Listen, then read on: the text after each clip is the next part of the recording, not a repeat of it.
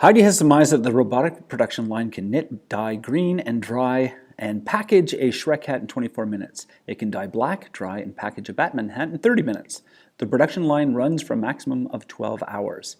It takes 300 meters of yarn to knit a Shrek hat, and 200 meters of yarn is required to knit a Batman hat. The maximum amount of yarn that the knitting bots can handle in a 12-hour shift is 6 kilometers. Due to the different levels of complexity of the hat patterns, the number of Batman hats that the knitting bots can knit is at least 3/8 of the number of Shrek caps. Heidi insists that they must always make at least one Batman hat each day. Not to be outdone, Brianna is adamant that they must make no less than 3 Shrek hats on a daily basis. Heidi and Brianna have done loads of market research. They have decided to sell the Shrek hat for $25 each and the Batman for $20 each. How many of each type of hat should Heidi and Brianna produce per day in order to maximize their sales? I'm gonna say that X is the number of Shrek hats and Y is the number of Batman hats. Now for 2 reasons. Shrek is the first one that we see. But down here we have a comparison. We're comparing the number of Batman hats to the number of Shrek hats. And when you're comparing to something, the thing that you're comparing to is a simple variable. So we're going to make Shrek X. So Batman is Y and Shrek is X. X for Shrek, Y for Batman. And that's for the number of hats. But we're also talking about the amount of yarn we're using. It takes 300 meters of yarn to knit a Shrek hat. So if you have 1 Shrek hat, it's 300 meters. If you have 2, it's going to be 600. So we're going to multiply the number times the 300 meters for the Shrek hat. For the Batman hat, 200 meters each. So 200 times the number of Batman hats we have, which is Y. So 200 times Y. Then we have the amount of time it takes to make these things. We know that the Shrek hats take 24 minutes, 24 per Shrek hat, right? So 24 times X. And we know that the Batman hats take 30 minutes. So that's 30 minutes. 30 times the number of Batman hats, so 30 times Y. We know that the robots are only running for 12 hours a day. The 24 times X and the 30 times Y has to be less than or equal to 12 hours in minutes. The sales is going to be $25 for each Shrek hat, so 25 times X. Each Batman hat is $20, so 20 times Y. So 25X plus 20 times Y. Now we're going to make our inequalities, our constraints. I'm saying that for the time, 24x plus 30y has to be less than or equal to 12 hours. But we're talking about 24 minutes and 30 minutes. So I'm going to convert my 12 hours to minutes. So 12 times 60. 12 times 6 is 72. So 12 times 60 is 72 with a 0 on the end, 720. That's our constraint. It takes 300 meters of yarn for a Shrek hat and 200 meters for a Batman hat right here. And we know that the knitting bots can only handle 6 kilometers of yarn per day. The total amount of yarn that the bots can go through in a day is 6 kilometers. 300x plus 200y is less than or equal to 6 kilometers. So kilo is 1,000, 6,000 meters. So this unit is in meters. Due to the different levels of complexity of the hats, the number of Batman hats, that's y, is at least 3/8 of the number of Shrek hat. Is at least is greater than or equal to 3/8 of the number of Shrek caps. So 3/8 x. Y is greater than or equal to 3/8 x. Now if you're not sure, is at least 3/8, so think about it. You have to be at least 18 to get into the club. So can you be 17? No. So we're talking about 18. Could you be 19? Yes. So 18 or older, right? So greater than or equal to 18. Y is greater than or equal to 3/8 of x. Heidi insists that they make at least 1 Batman hat. So Y has to be greater than or equal to 1. And Brianna is saying that they have to make at least no less than 3. That means at least 3. So X is greater than or equal to 3. And remember, the X is the vertical line and the Y is the horizontal line. And then we also have the amount of sales. So it's 25X plus 20Y. Is going to be equal to whatever we're going to sell. It's going to be equal to our sales. How many of each type of hat should Heidi and Brianna produce per day in order to maximize their sales? I'm just going to rewrite my equation. So the first equation was 24x plus 30y is less than or equal to 720. And I want that in terms of y. So I'm going to subtract the 24x from both sides. So we have 30y is less than or equal to negative 24x plus 720. Then I want the y alone, so I'm going to divide each term by 30. We have negative 24 divided by 30. Now the biggest thing that goes into 24 and into 30 is 6. So I'm going to divide the top and bottom by 6. Let's say you didn't know that, right? They're both even. Divide the top and bottom by 2 and you get 12 over 15. And then 2 doesn't go into 15, but what about 3? Oh yeah, 3 goes into 12 and 3 goes into 15. So you divide the top and bottom by 3. You're going to end up with negative 4/5. 720 divided by 30, divide it. It gives you 24. And if you weren't sure about that, you can chop off the zeros. 72 divided by 3? Well, 72 divided by 6 is 12. So 72 divided by 3 must be 24. This is our inequality. The B value is 24. Here's my 24. The slope is negative 4/5, so I'm going to be going over 5. 1, 2, 3, 4, 5, and down 4. 1, 2, 3, 4, over 5. And you can keep doing that, right? But if I'm going to go through this point and the 24, right, it's going to go right through there. But you can keep doing it. You can keep moving over 5. 1, 2, 3, 4, 5. That's my delta x. My delta y is negative 4, so down 4. 1, 2, 3, 4. Over 5. 1, 2, 3, 4, 5. Down 4. 1, 2, 3, 4. Over 5. Down 4. Over 5. Is that over 5? Down 4. There we go. And you can keep doing that until you get to your 30. There's our line, and because it's less than or equal to, I'm going to be shading below. So I put a little arrow to remind me later on that that's where I'm shading, below this line. The next inequality, so this is for the yarn 300x plus 200y, is less than or equal to 6,000. I've noticed that each of these ends in 0, 0. So these are all multiples of 100. So if I divide each term by 100, I get 3x plus 2y is less than or equal to 60. That will simplify a little bit faster. I want to get my 2y's alone, so I'm going to subtract 3x from both sides. So we have 2y is less than or equal to negative 3x plus 60. And then I want to get rid of this 2 that's multiplying the y, so I'm going to divide each term by 2. And that gives me y is equal to negative 3 divided by 2. X plus 60 divided by 2 is 30. My b value is 30, which is right there.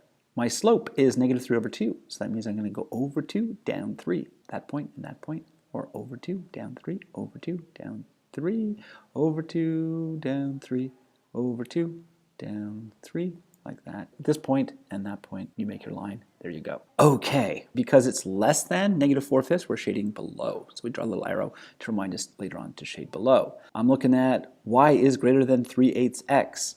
So the b value is 0, so that means it's going through the origin. Whenever you have the b value 0, that means it crosses the y-axis at 0. So that's right here. And then the slope is 3 over 8. Delta y is 3, that means we're going up 3. And delta x is 8, means we're going over 8. So we move over 8, up 3. So we're going to go through this point and that point, like this. Move over 8 and up 3 more. Over 8, 24, and up 3 more, brings us to the 9. Y is greater than or equal to 3/8 x. It's a solid line, and we're shading above. Then we have the number of Batman hats is greater than 1, greater than or equal to 1. So this line, I'm going to be shading above that one. The x is greater than or equal to 3. So here's my x is equal to 3. It's a vertical line, okay, because the x value, the x coordinate is always 3, no matter what the y is. So as we're going up, the y value is changing, but the x is staying on 3. X is always 3. And x is greater than or equal to 3 means we're shading this way. We're looking at the x values that are greater than 3, so they're found to the right. We're shading below this green line, below the orange line, above this blue line, above this horizontal line, to the right of this vertical line, so that means this area right here. This is our feasible region. We want to find out which hats are going to generate the most profit. We're going to be looking at these vertices, that vertex, this vertex, this vertex, that vertex. All right, so the first one I'm going to look at is, I'm going to equate this line with that line to find out this point. In retrospect, did we have to do that? Because this point we can tell it's not an integer value, like it's not a whole number value. And we can only sell whole numbers of hats. Like nobody wants to buy 0.7 hats. We could totally ignore this point and look at this point or that point. But we could find which of these values is going to give us the best value. To find out where these two lines meet, I equate them because at this point, their y values are going to be the same. This y value is equal to negative 3 over 2x plus 30. This y value is equal to negative 4/5 x plus 24 on these two lines. So we can say that our negative 3 over 2 x plus 30 is equal to our negative 4/5 x plus 24. Now I've got these fractions. To kill the fractions, I'm going to multiply both sides by the common denominator, which is 10. So each term is going to get multiplied by 10. When I multiply this term by 10, the 5 is going to divide the 10 and it's going to give us 2. So we're going to multiply the negative 4 by 2 and that's going to give us negative 8x.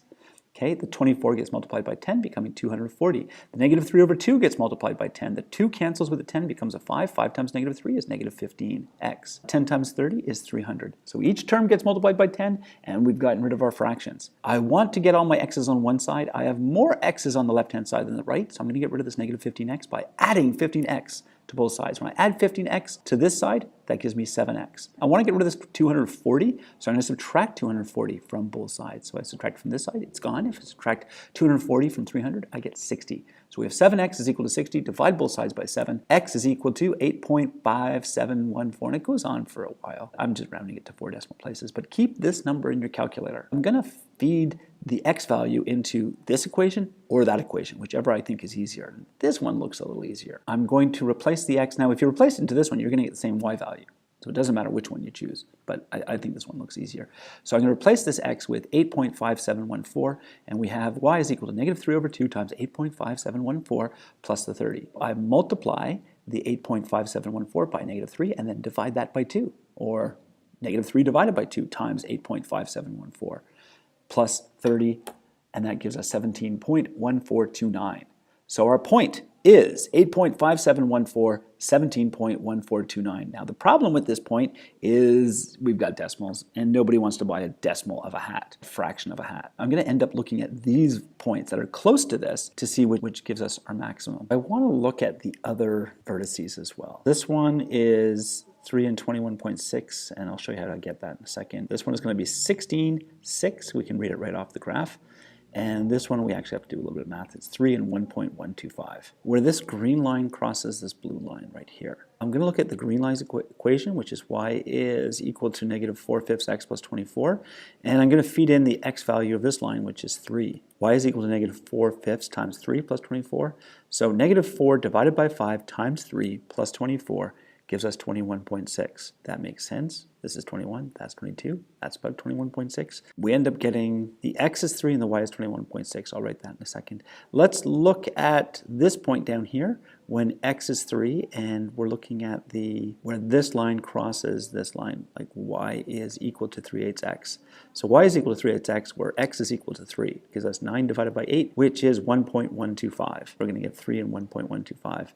So we have 3, 21.6, and 3, 1.125, and 16.6 we can read right off the graph. Let us go and look at all of these different vertices and a table of values and see what we can get for our sales. Our sales is 25x plus 20y is equal to s. I want to write that in terms of y. Subtract 25x from both sides, I get 20y is equal to negative 25x plus some number s, like the amount of sales. Divide both sides by 20, and that gives us y is equal to negative 25 over 20x plus s over 20. But we don't care about this. We're going to use any b value. So I'm just going to write b. I'm going to replace the s over 20 with b.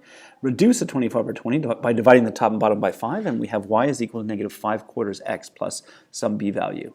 I'm going to start with the b value of 30, and the slope is going to be over 4, down 5. So 1, 2, 3, 4, and down 5. 1, 2, 3, 4, 5, like that. So it's going to go through here and through the 30 like that. Okay, you can keep going over 4 and down 5, and you're going to get to the next point, the next point, the next point. This is your scanning line, so I'm just going to raise and lower that scanning line and see what points it's going to go through first and last. And that's going to be my maximum and minimum. This is going to be our maximum, where the green line and the orange line met, except it's a decimal. We have to look at actual integer or whole number values that make sense. So we're looking at this point, this point, this point, and this point. So this is going to be our maximum, and this down here is going to be our minimum. So we're really not interested in that too much. And these are the Batman hats, and these are the Shrek hats, and you should have these things labeled, by the way. Let's go and make our tables of value. So I've labeled all of these points. This is my A point, B, C, D. So I was going around clockwise like that, and then I got up here E, F, G, and I think I made one of these my H point like that, and that's going to be 10, 15. So I'm going to look at all these different points in a table of values. Notice, like as we move our scanning line, it's going to hit this point before it hits that point like that. That's actually going through the center of this point, but not quite touching this point. This is actually going to be our maximum if we use our scanning line, but we don't need our scanning line. We can just plot these points into our sales formula. We're starting off with our point A, and 8.5714, 17.1429, and that gives us a maximum of $557.14. This is 4 decimal versions of hats, and we can't have that. My B point, 16.6, gave us $520, which is quite a bit less. B isn't really going to be it. C is going to give us $97.50, so this is our minimum. D is going to give us, okay, at 1 and 21.6, we have $457. We could drop this down to like 321. Now I'm going to look at these values. So E is 718, gave us $535, okay, which was higher than our B value at $520. So we know that somewhere in here is going to be our maximum. My F point gives us even more money, $540.